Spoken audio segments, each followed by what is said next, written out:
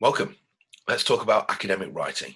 This is the first video of probably a couple, maybe three, where I set out some of the basic parameters and foundations upon which I've found success in academic writing. There's a bunch of videos on YouTube to go and have a look at, which can give you this in a more formalized way, perhaps somebody who's got a solid background in English literature who can give you some more formal, systematic ways of doing this. But these are the ways that I've found to be really useful for me. So first off, context for why I'm talking about academic writing and what I bring to the table that I think is a little bit different. Well, I'm an academic. I've been writing as an academic, for over a decade, but I'm not a very good writer. I really struggled in school. I'm dyslexic. I scraped a C at GCSE, and now I write for a living. And what that means is that I never learned to write well when I was young. I've had to do it when I was older. So I have a very conscious understanding of the process, whereas I write with people who just write well. And while they can teach the topic, they teach it in a very different way to me. One of the examples I give for this sometimes is when you get a good player at sport and they don't necessarily turn into a good coach because they say, just, hit it better or do it like me. And that kind of mimicry can be quite useful. But I could never do that. So I've learned what I like to think of as probably the hard way, and a very long-winded way, to be honest, through putting lots and lots and lots and lots of hours in to reading and writing, reading academic work, and then trying to make mine somewhat like it. But I've thought about it a lot. What I'll present today is a set of tools that I use. It's not really formalized. I think there's a structure, but you'll see there's a series of tools that I think you can employ in different ways. First off, though, there's other sections on the website that I've talked about study skills already. If you're just getting into the website, if you've never looked at any stuff, have a quick look there, because there's certain ideas, especially in some of the study skills discussions around reading and understanding complex ideas. So I'll link to them in the description below. That I think you need to grasp before you start to be concerned about the delivery of the academic writing.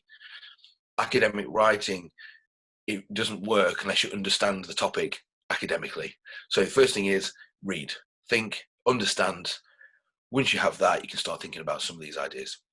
All right, so 4 points that I'll cover today. Start off.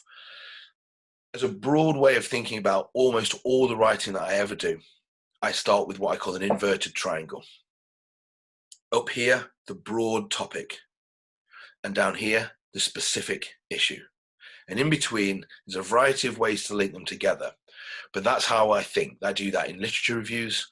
I usually do that in data sections of papers. I do that when I'm encouraging people to write essays. I do that when I'm thinking about topics and trying to present them to students as well. That framework is very, very useful. So you set out the broad issues. I was just about to say broad cultural issues, but it doesn't have to be around culture. This can be any writing. So what is it? What are the overarching things which the rest of your argument will rely on? Maybe definitions, maybe historical understandings of this idea or concept, maybe how this fits across different social spaces, different countries, not only just different time periods, but different cultures as well. So the broad stuff. And from there, you want to take something out of that and say, okay, this is an idea which needs to be developed further. Here's where I'm going to do that. And the next section is specific issues. So within that, you may have read some academic papers, or you might have some theoretical ideas that you want to discuss. And that's where the specific detail starts to come out. Maybe 2 or 3 concepts, 2 or 3 different ideas within this broad idea. And then you get into the final points. And that can be specific case studies or examples. It can be setting up conclusions where you say, given all of this argument, here's what we need to do next. And it takes you down to the final point, this nuanced little point at the very end. So from the general to the specific. And then really, towards that end, you then can make some links back up to the general points. So look, I've demonstrated this broad idea, but in this specific point. And by demonstrating back to those broad ideas that you started with, you have a nice coherence, what we call a meaningful coherence. So that's the kind of joining back up. Next, so you've got a broad idea of where you're going, broad to the specific. Now we have to start writing. And the way that I do this is, instead of thinking, right, once upon a time and start with the first words, is to forget the essay as a linear process. When someone reads it, they usually read it in a linear process, start at the beginning, finish at the end, start, middle and end. But when you write it, I find that just doesn't work for me. Many people I know, sorry, that's not true. Some, a minority of people I know can write like that, can start an essay, can start a paper and just write it, and it works for them. That's not me. So what I do is I do building blocks. I build blocks of analysis. Okay, this essay is going to be about this topic. So I know I'm going to write about this. I don't know exactly how I'm going to write about it. I don't know how the finishing point is going to be. I don't know where I'm going to end or what examples I'm going to use, but I know I'm interested in this topic. So I'm going to write about 500 words on a broad understanding of this topic. I'll get some textbooks.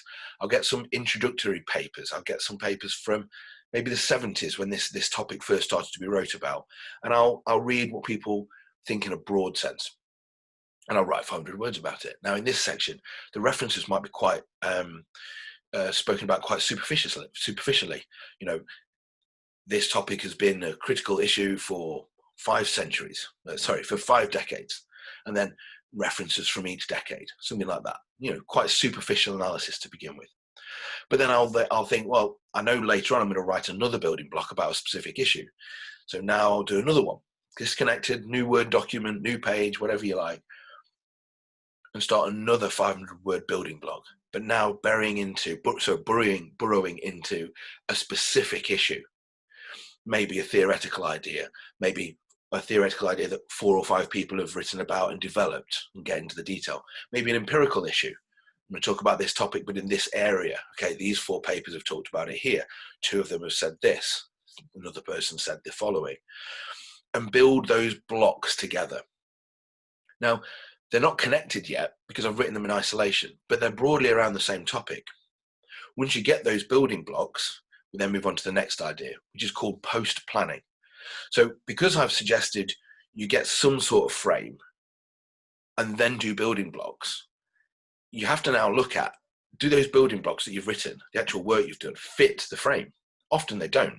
Often you have to reconsider the plan. So this is called post-planning. So you go back through the building blocks and look at them and say, what have I actually written? My experience is that sometimes I've tried to write something and it's come out as something else. The analysis that I had in my head has not come down onto paper the way that I thought it would. And that means that I have to reconsider the order, the plan, and then I can start to reassess that initial plan, the general to the specific. I'll probably keep it roughly in that, but I'll have a much better idea about what that looks like. So that's post-planning.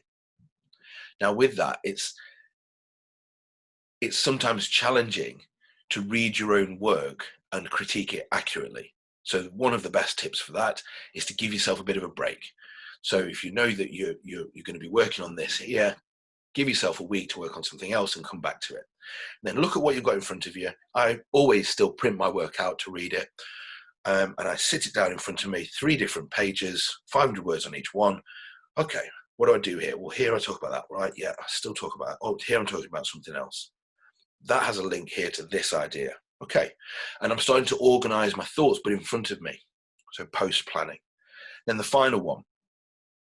Newton said that we stand on the shoulders of giants. And this is in relation to science and that we build on previous ideas. Well, it's the same with writing. I didn't get to where I am now in terms of writing by recreating the way in which academics write. I copied what other people do, simply put. Now, I didn't cheat. I didn't plagiarize. But when I looked at an academic paper and there was turns of phrases or connections between different ideas or ways of deploying ideas, I followed that structure.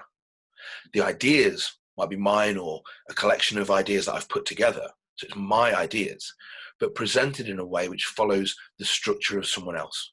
I've already given you a structure in terms of general to the specific. And if you look at any of my papers, any of my book chapters, you'll always see that that's in there. So what I'm suggesting here is, instead of standing on the shoulders of giants, stand on the shoulders of normal people like me. If I can figure this out, go and have a look at some of my academic work. Have a look at them. Don't read them to read them and understand them. Read them just to see how the writing is presented. What are the turns of phrase? What are the ways in which I link between different sections? What are the different sections? Can you see the academic building blocks? Okay, hopefully that's useful. I will present another few of these over time, so check back. Any questions about academic writing? If you want to have a discussion about it, you want a few pointers, got a couple of questions, drop me an email.